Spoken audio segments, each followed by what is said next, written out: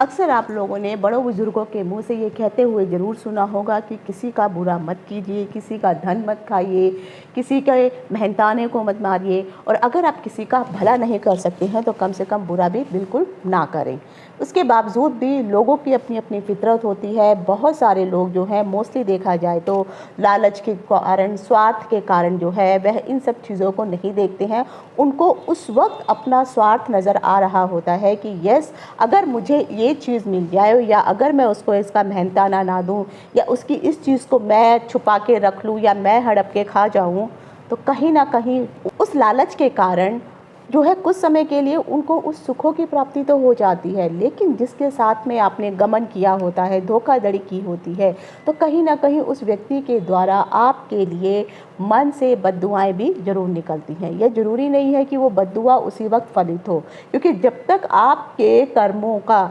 मान के चलिए, ईश्वर के पास आपके दो घड़े होते हैं, आपको दो हाथ दिए हैं, जिसमें एक घड़े में आपके पुण्य कर्म और एक घड़े में आपके जो है पाप कर्म है। तो जब तक आपके जिस भी कर्मों का घड़ा ज़्यादा भरा हुआ है, मान लीजिए आपके पुण्य के कर्मों का घड़ा बहुत अधिक भरा हुआ है, और आपने पिछले जन्म में जो पुण्य किए थे, उन पुण्यों की वजह से आप इस जन्म में जो है आप सरवाइव कर रहे हैं, आपको हर चीज़ की प्राप्ति हो रही है, लेकिन उसके बावजूद आप गलत कार्य करते जा रहे हैं कि पिछले जन्म के पुण्यों के कारण जो आप इस समय जो भी चीज़ें आपको प्राप्त हो रही है, जिस दिन ये पुण्य का जो घड़ा है खाली होगा, तो कहीं ना कहीं आपका पाप का घड़ा भर चुका होगा, और फिर उसका दुख आपको जन्मों जन्मों तक भुगतना पड़ता है। अक्सर मेरे पास कुंडलियाँ आती हैं, और कुंडलियों के द्वारा जब मैं देख के उनको बोलती हूँ कि आपका जो है आपके घर में ये परेशानी चल रही है, ये लोग इतने इस कारण परेशान हैं, बच्चों में ये मुश्किलें आ रही हैं, तो वह कहते हैं यस, ये चीज़ें हो रही हैं, लेकिन उनका कहना यह भी होता है कि हमने कभी किसी का बुरा नहीं किया, किसी का धन गबन नहीं किया, या कुछ अन्य अनैतिक अत्याचार नहीं किए हैं, तो आखिर हमें ये पीड़ा क्यों भुगतनी पड़ रही है। तो आखिर आपकी कुंडली के ग्रह क्या कहते हैं कि क्यों आपने अगर कोई गलत कार्य नहीं किया है तो आपको उसके कर्मों का फल क्यों भुगतना पड़ता है, और उनके उपाय क्या है। तो इन सब की जानकारी लेकर के मैं डिम्पल शांडिल्या ज्योतिष सत्य ज्ञान सागर के माध्यम से अपने सभी नए और पुराने दर्शकों का हार्दिक स्वागत करती हूँ। नमस्कार। जय हो शंकरा, आदिदेव शंकरा, तेरे जाप के बिना चले ये सांस किस तरह। मेरा कर्म तू ही जाने, क्या बुरा है क्या भला, तेरे रास्ते पे मैं तो आंख मूंद के चला। तेरे नाम की जोत ने सारा हर लिया तमस मेरा। नमो नमो शंकर, भोलेनाथ शंकरा, रुद्रदेव हे महेश्वरा। जैसा कि आपने कुंडली में चार्ट में देखा होगा, मैंने यहाँ पर एक चार्ट बनाया हुआ है। कुछ समय पहले मेरे पास जो थी, एक परिवार से मुझे फ़ोन आया, उनको अपनी कुंडलियाँ दिखानी थी। जब मैंने उनकी कुंडली का विश्लेषण करना शुरू किया तो पहले उन्होंने अपने बच्चे की कुंडली दिखाई। उनके बच्चे की कुंडली में कुछ ऐसा योग मिल रहा था। तब मैंने उनको कहा कि अगर आपके पास आपकी कुंडली भी है तो वो भी दिखाना चाहते हैं तो ठीक है। तो उन्होंने अपनी कुंडली भी दिखाई, तो यकीन मानिए जो कुंडली में उनका योग था, सेम वही प्रॉब्लम उनके बेटे को भी इनहेरिटेज में प्राप्त हो रही थी। बाद में जब मैंने उनके पिताजी के बारे में पूछा तो लकीली उनके पिताजी भी जीवित थे, और लकीली उनके पास भी कुंडली थी। तो जब उनके कुंडली देखी तो वहाँ पे ऐसा कुछ जो था इतना ज़्यादा दिखाई नहीं दे रहा था, लेकिन जो पिता थे और पुत्र थे उनमें ये चीज़ नज़र आ रही थी। अब प्रॉब्लम उनके यहाँ पर क्या थी कि एक तो उनके घर में जितने भी परिवार के सदस्य थे, सबको मंगल से संबंधित प्रॉब्लम चल रही थी। प्रत्येक व्यक्ति को, किसी को जो था कैंसर की बीमारी हो गई थी, किसी को ऐसी लाइलाज बीमारी हो गई थी कि पूछिए मत, किसी को ब्लड से संबंधित बीमारियां हो गई थी, भाइयों में आपस में बन नहीं रही थी, ज़मीन जायदाद को लेकर के घर में कोई ना कोई कला कलेश हो रहा था, विवाह शादी इत्यादि नहीं हो पा रहे थे, कोई भी मंगल कार्य उनके घर में हो ही नहीं पा रहे थे, या कभी कोई मंगल कार्य हो भी रहा था तो उसमें कोई ना कोई ऐसी विघ्न आ जा रहा था कि जिसके कारण जो है वो कार्य उतने मंगल पूर्वक तरीके से नहीं हो पा रहे थे जिस प्रकार से होने चाहिए थे। यानी वो काम, अगर कोई शुभ विवाह का भी मान लीजिए कहीं पर उन्होंने बात की होती है, तो वहाँ पर भी वो जाते थे। शुरू में लगता था सब बातें ठीक है, लेकिन फिर कोई ना कोई घर में झगड़े अड़चने शुरू हो जाती थी। जैसे तैसे उनके यहाँ विवाह इत्यादि भी हुआ, तब भी जाकर के विवाह के समय कोई ना कोई प्रॉब्लम शुरू हो गई। तो इस प्रकार की प्रॉब्लमें उनको हो रही थी और परिवार के काफ़ी सारे लोगों को कुछ लाइलाज बीमारियाँ उनके ऊपर आ गई थी। चाहते हुए भी वह उस चीज़ को ठीक नहीं कर पा रहे थे। अब जब उनको मैंने ये चीज़ें जब देखी तो कहीं ना कहीं इसका कारण जो था मंगल दिखाई दे रहा था। मंगल जो है आपके रक्त का कारक होता है, मंगल जो है आपके भाई बहनों का कारक होता है, मंगल जमीन जायदाद भूमि इत्यादि का कारक होता है। तो मंगल अब कैसे देखेंगे कि आपका जो है मंगल कहाँ पर बैठा है और क्यों जो है बच्चों को ये प्रॉब्लम आ रही थी। तो भाग्य भवन जो होता है, जो हमारी किस्मत का घर होता है, इस घर को भाग्य भवन नवम भाव कहते हैं। ये हमेशा आप याद रखिए। त्रिकोण जो होते हैं, त्रिकोण में लगन से अच्छा जो है पंचम, और पंचम से बेस्ट जो है भाग्य भाव माना जाता है। तो जब ये सब चीज़ें उनके वहाँ पर हो रही थी, जब मैंने उनकी कुंडली देखी तो कुंडली में जो उनका जो भाग्य भाव था वहाँ पर मंगल नीच होकर के बैठे हुए थे और उनके साथ में कहीं ना कहीं केतु का भी दुष्प्रभाव दिखाई दे रहा था। उसके साथ नीच होने के बावजूद उनके ऊपर एक तो आप ये चीज़ का ध्यान रखिए कि जब भी भाग्य भवन में या जब भी त्रिकोण के घरों में पहला, पांचवा और नौवां, इन घरों में अगर क्रूर ग्रह आ जाते हैं, पापी ग्रह आ जाते हैं और साथ ही साथ उनके ऊपर अगर अन्य क्रूर या पापी ग्रहों की दृष्टिपात होना शुरू हो जाता है, किसी न किसी कारण की युक्ति होनी शुरू हो जाती है, तो यकीन मानिए आपको ये इनहेरिटेंस का श्राप जो है लगा हुआ है, जिसके कारण आपके घर में इस प्रकार की प्रॉब्लम चल रही हैं। कई लोगों को आपने देखा होगा कि उनके घर में जो है जैसे कैंसर जैसी लाइलाज बीमारियां होनी शुरू हो जाती हैं। ज़मीन जायदाद को बंटवारे को लेकर के कई बार तो आपने यहाँ तक भी देखा होगा कि वो लोग जो हैं भाई भाइयों तक का भी खून कर देते हैं। ताऊ चाचा के बीच में ऐसी रंजिशें हो जाती हैं कि पूछिए मत, सिर्फ एक ज़मीन के टुकड़े को लेकर के। क्यों? उनको लगता है कि ये ज़मीन मेरे को अगर आ जाती है, मुझे आ जाती है, तो कल मेरे बच्चे जो हैं फ्यूचर में उस ज़मीन का उपयोग कर सकेंगे। तो क्या ये सच है? जो आप धोखाधड़ी करके, मार पिटाई करके या जालसाजी से उस ज़मीन के हिस्से को हथिया लेते हैं, तो सचमुच में वो आपके परिवार के लोगों के काम आने वाली है? उसको वो उसी प्रकार से उसका सुख भुगत पाएंगे? ऐसा नहीं है। अब जब मैंने उन पिता की पुत्र की और उसके दादा की जब कुंडली का जब एनालाइज किया गया, तब देखने में आया कि वहाँ पर जो है मंगल ठीक स्थिति में तीनों पीढ़ियों में कहीं ना कहीं ठीक नहीं था। लेकिन जो बालक था, जो बच्चा अभी छोटा ही था, लेकिन उसके साथ जो था ब्लड कैंसर का उसको इशू शुरू हो गया था। तो जब पिता ने ये सब चीज़ें देखी और कुंडली देखने के बाद जब संपर्क किया, तब मैंने उनको कहा कि आपके घर में इस प्रकार से कुछ तो दोष हुआ है। तब उन्होंने जब अपने पिताजी के साथ कंसल्ट किया, तब उनका कहना था कि उनके जो पिताजी यानी परदादा थे, ताऊ चाचों में जब उनके अपने बंटवारे हो रहे थे ज़मीन के, उस समय उनके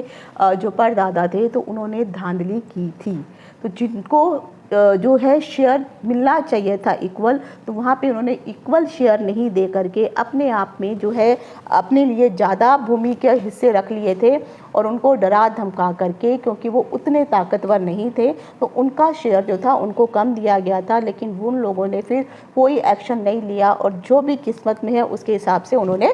उस चीज़ को स्वीकार किया। लेकिन परदादा की जो गलती थी, आज वही गलती जो थी वो पुत्र भी भुगत रहा था और साथ ही साथ जो है उनका जो है पौत्र भी भुगत रहा था। तो अब हुआ क्या, जब पिताजी की कुंडली देखी तो वहाँ पर मंगल के कारण उनके जो थे दो भाई, आपस में दोनों भाई थे, लेकिन दोनों भाइयों में एकदम 36 का आंकड़ा था, आपस में बनती नहीं थी उनके अंदर। दूसरा, उनके घर में कोई ना कोई अगर कोई मंगल कार्य होने वाला होता था तो वहाँ पे कुछ ना कुछ प्रॉब्लम्स या इश्यूज चलनी शुरू हो जाती थी। इवन जब उनकी बहन की भी शादी हो रही थी तो बहन की शादी के वक्त भी उनके परिवार में ही शादी के कुछ समय पहले ही किसी की मृत्यु हो चुकी थी। तो यहाँ पर देखिए अब हुआ क्या, परिवार के किसी सदस्य की मृत्यु हुई, बहन की शादी होते होते ही वहाँ पे वो जो था एक तरह से आप कह सकते हैं सूतक लग गया। जब परिवार में किसी की मृत्यु हो जाती है तो फिर कम से कम 1.25 महीना या 1.5 महीना या कई लोगों में तो 1 साल या 6 महीने तक का सूतक माना जाता है। तो वो कार्य शुभ कार्य किए ही नहीं जाते हैं। तो इस तरह से उनके परिवार में कोई ना कोई इशू चल रहे थे। अब उसका कारण क्या था, उनके जो परदादा थे उन्होंने जो था वहाँ पर धांधली की थी ज़मीन को लेकर के। तो कहीं ना कहीं उन्होंने ये सोचा कि इस ज़मीन को मैं लेके रखूँगा तो ये ज़मीन जो है कल को मेरे बच्चों के लिए फ़ायदेमंद होगी। कर्म किन्होंने किए, परदादा ने, और भुगत कौन रहे थे, पुत्र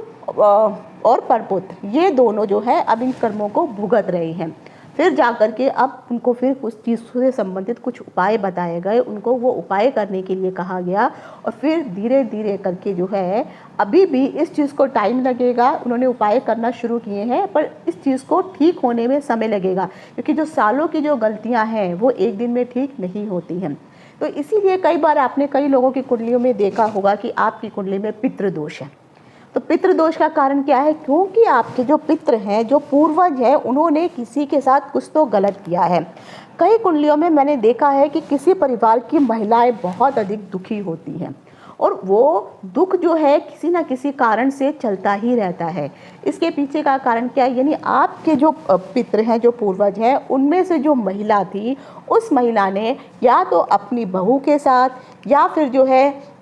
किसी और लेडीज़ के साथ कुछ ना कुछ ऐसी क्रुएल्टी की होती है, या अपनी बहन के साथ या ननद के साथ कुछ ना कुछ ऐसा गलत किया होता है कि उस समय उनको लगता है कि नहीं ये सब जो है मुझे मिल जाएगा, मुझे प्राप्त हो जाएगा। लेकिन कहीं ना कहीं बाद में उनके किए हुए बुरे कर्मों का फल उनके आने वाली पीढ़ी के लोगों को भुगतना पड़ता है। तो यहाँ पर चल के लोग फिर जो है परेशानी उठाने लगते हैं।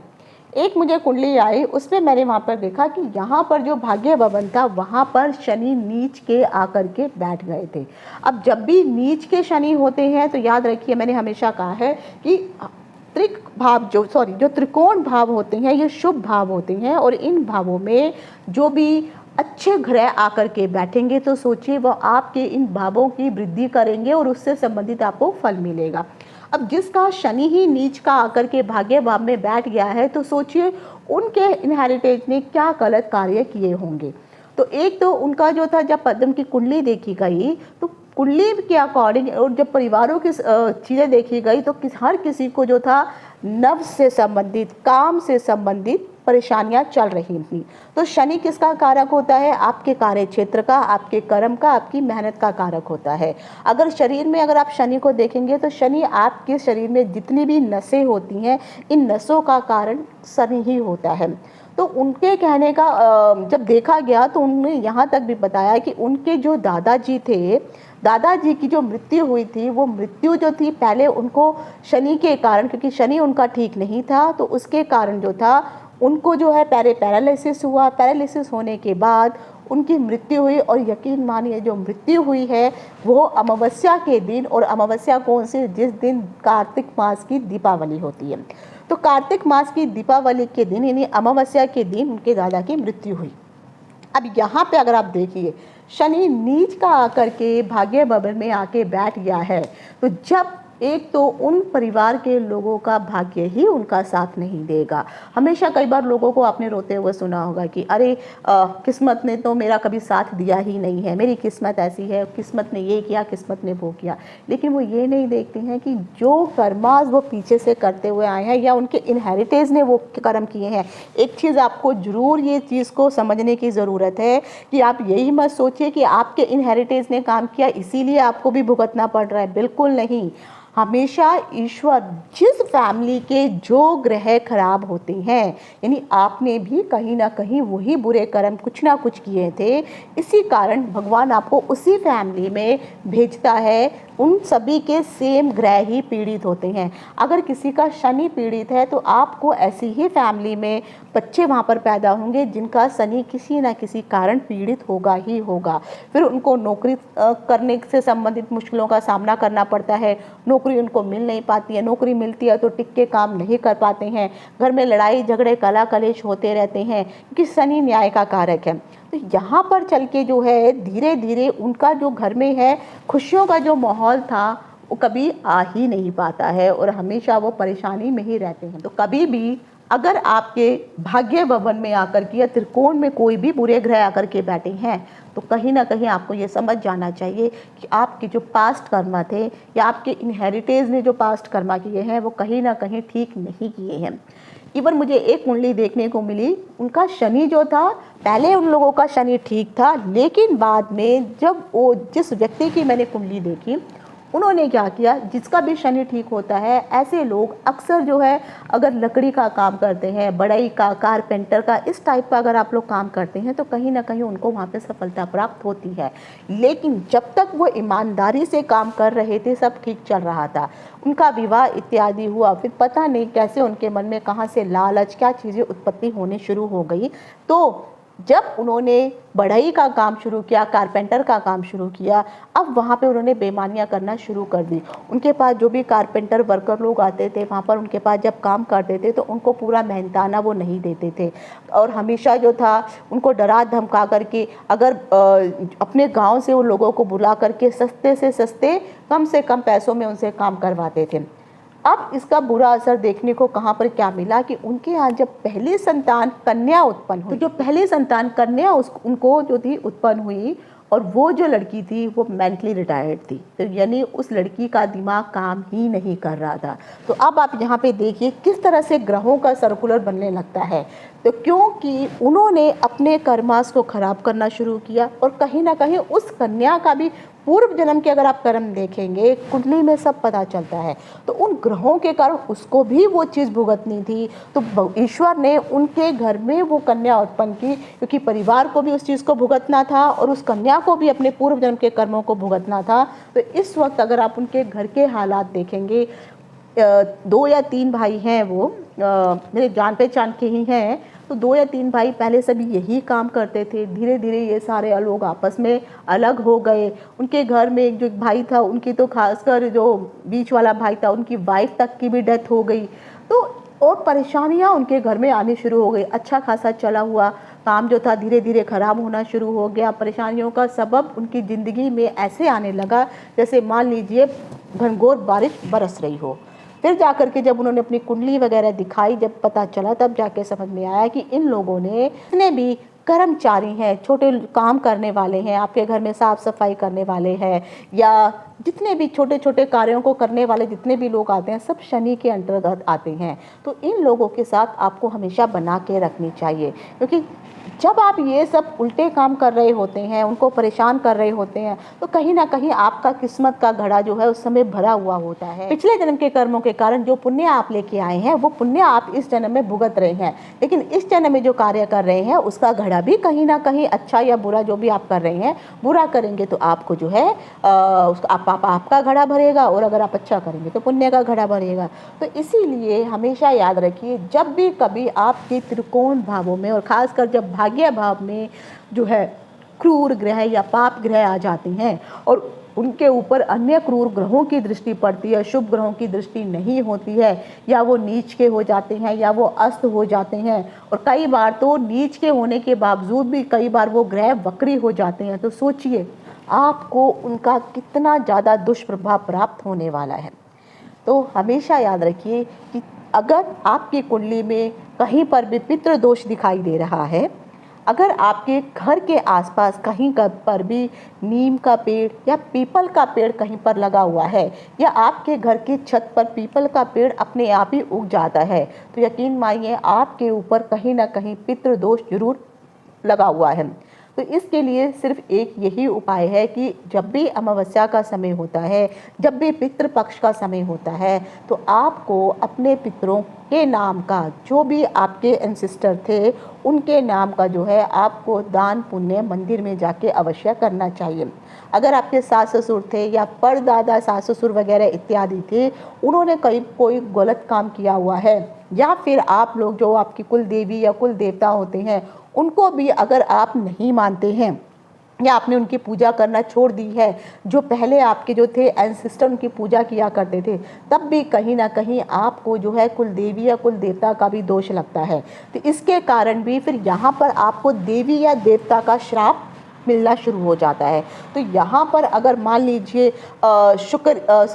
शनि की या राहु की युक्ति यहाँ पर आपके भाग्य भवन में दिखाई दे रही हो, शनि या केतु दिखाई दे रहा हो, या राहु के साथ जो है सूर्य दिखाई दे रहा हो, तो कहीं ना कहीं आपका जो है भाग्य भवन जो है वो पीड़ित है आपके एंसेस्टर्स के कारण, आपके पूर्वजों के कारण। तो आपको उसके लिए उपाय अवश्य करने चाहिए। लेकिन एक चीज़ मैं ज़रूर कहूँगी कि सभी लोग एक जैसा ही कॉमन उपाय करें यह ज़रूरी नहीं है, क्योंकि सभी के कुंडली के ग्रह अलग अलग होते हैं। तो उसके अकॉर्डिंग ही अगर आपके परिवार में इस प्रकार के इश्यूज चल रहे हैं जो मैंने बताए हैं कि आपके घर में कोई मंगल कार्य नहीं हो रहे हैं, कहीं अगर मान लीजिए शादी विवाह जैसे तैसे आपके घर में हो भी चुका है, लड़कियां पैदा हो रही हैं, पुत्र प्राप्ति हो ही नहीं पा रही है, कई घरों में तो ऐसा है कि बच्चे संतान उत्पन्न हो ही नहीं पाती है, या तो हस्बैंड में कोई इशू आ जाता है या वाइफ में कोई इशू आ जाता है। कई बार उनके यहाँ संतान उत्पन्न भी होती है लेकिन संतान में ही कोई ना कोई त्रुटि दिखाई देने लगती है, या तो वो मेंटली रिटायर्ड होती हैं या उनकी हेल्थ में कोई ना कोई इशू होते हैं।